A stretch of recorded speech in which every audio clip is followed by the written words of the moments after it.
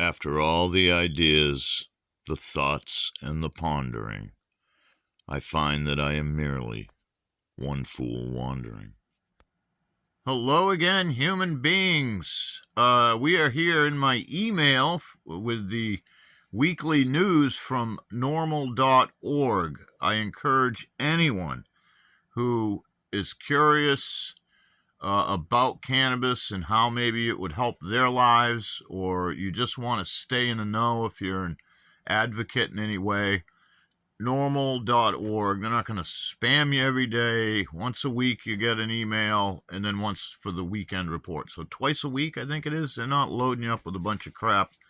So I want to scan through the headlines, and we're going to stop on the last headline, and we're going to read that because I know as this grows, local polices throughout the country, a lot of them have given up the fight. They understand they would rather deal with people that use cannabis than anybody else, and they know that we're not bad people and we're not unsafe. But you have pockets of people that have been trained to demonize the plant and anyone that uses it for a long time, and some of you might want to get relief from this, but you're scared how it's going to affect you when you're driving. So that's what we're going to focus on. But let's scan some of the news that you might find. You can go over there and read it for yourself if you're interested. Analysis: medical cannabis products provide sustained improvement in patients with chronic pain, anxiety, and depression. This is a headline we're seeing constantly, the relief it's giving people. This is a big one. Retail cannabis access is associated with a decline in suicide among older adults. That's good stuff. Some of the latest news: South Dakota, there's lawmakers reject bills sought to dismantle state voter-initiated medical cannabis access program. Study: fewer cannabis-related school disciplinary incidents following legalization. So kids are getting in less trouble. This amazing stuff.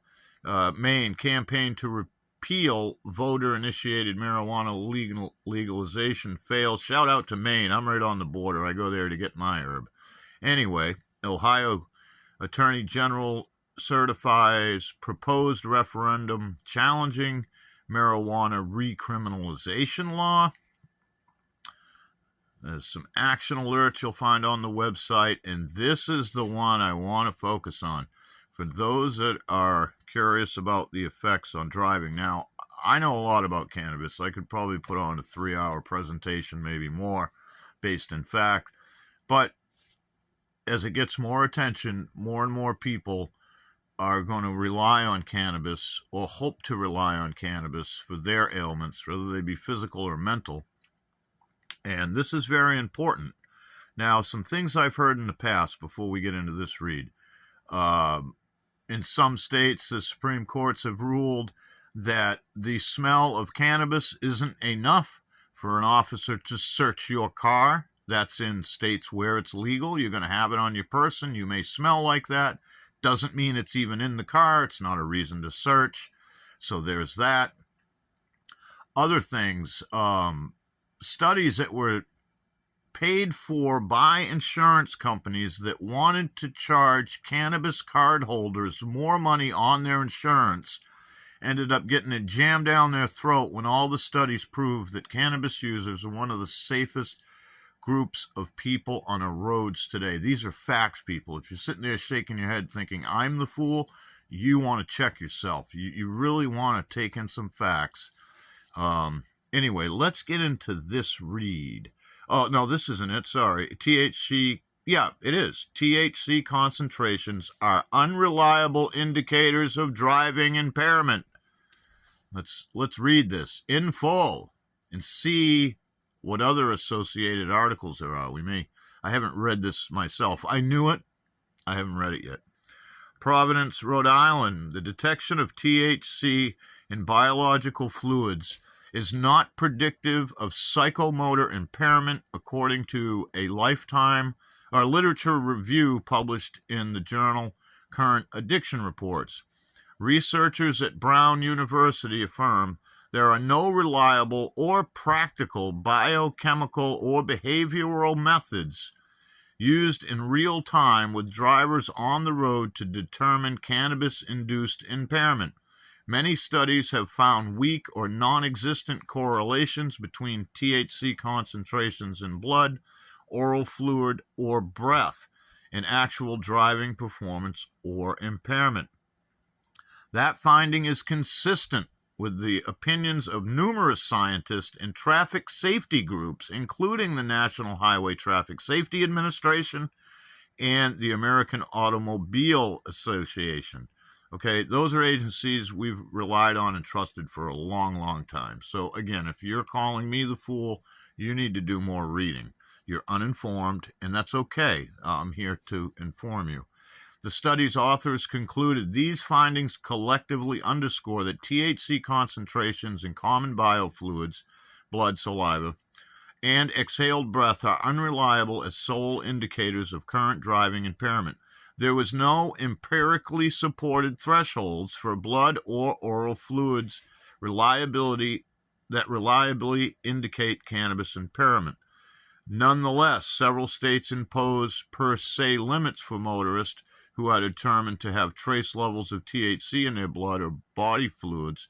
These laws criminalize operating a motor vehicle with the detectable quantities of THC or its metabolites, even absence of evidence of driving impairment. I want you to think about this.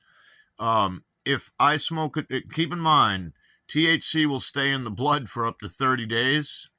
If I smoke a joint now and don't smoke any for the rest of the week, and I get pulled over and I'm tested and there is a trace of THC in my blood, am I under the influence? If you can find some weed that'll keep me stoned for a week, hit me up in my DMs. I need some of that because most of it works for about 20 minutes and then I get a... Anyway, let's move on. NORML has long opposed the imposition of per se THC limits for motorists and has alternatively called the expanded use of mobile performance technologies. Druid peer-reviewed paper published by Humboldt Journal of Social Relations. NORML's deputy director, Paul Amatino, wrote, the sole presence of THC and or metabolites in blood, particularly at low levels, is an inconsistent and largely inappropriate indicator of psychomotor impairment in cannabis-consuming subjects. Lawmakers would be advised to consider alternative legislative approaches to address concerns over DUI cannabis behavior that did not rely solely on the presence of THC or its metabolites in blood or urine as determinants of guilt in a court of law.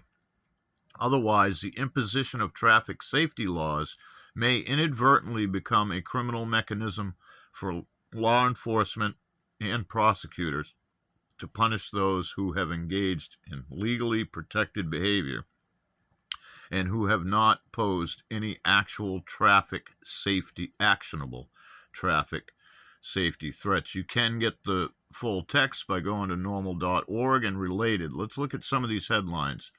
Driving simulator study, THC per se limits are unreliable predictors of psychomotor performance. That was from February 11th, 2021, as you can see there.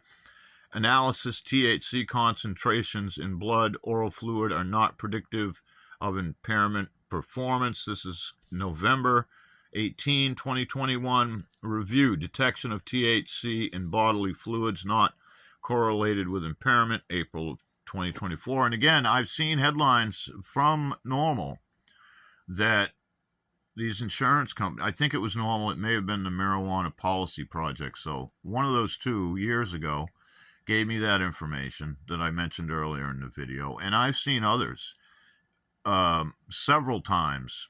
Cannabis users have been studied and they have been found to be the safest class of driver on the road. That's a big fact you need to remember, because if you get charges, you're going to have to point your attorney, either handle it yourself and at work pro se to beat your charges, which I think a well-spoken person with facts and a conversation with a DA, I wouldn't hire a lawyer if you're going to write me a ticket or try to take my license for something.